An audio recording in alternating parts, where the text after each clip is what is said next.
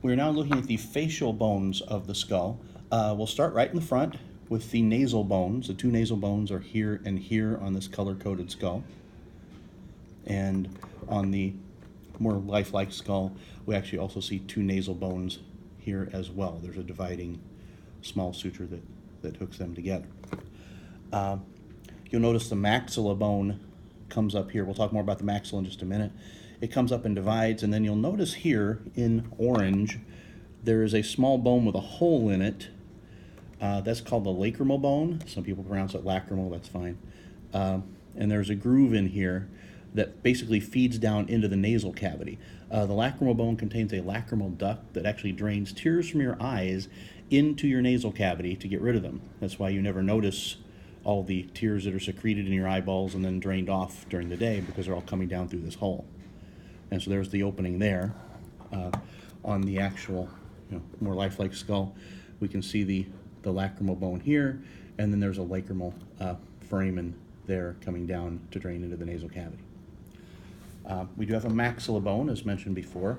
Here we see it in purple, and then this bone here on the regular skull. There are three major landmarks we want you to know. One is the infraorbital foramen for blood vessels and nerves to pass through, and you'll notice it's right below the orbit of the eye on either side. So here it is here and there, and the color-coded skull has them too. On the color-coded skull, notice also that the part of the bone that houses the upper teeth kind of hangs down from the rest of the body of the bone. It's a bit of a stretch, but that's a process by definition. And so this is basically your maxillary process that's coming down at that point. And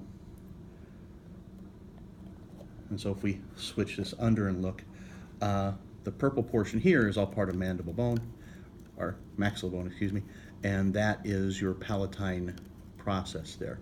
Behind it we have two palatine bones in bright red, which we'll get to in just a minute.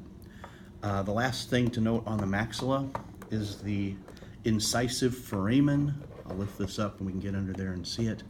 The incisive foramen, well, we gotta take this apart, sorry, is this opening here, right behind your two front teeth, and again, primarily for the exit of blood vessels and nerves.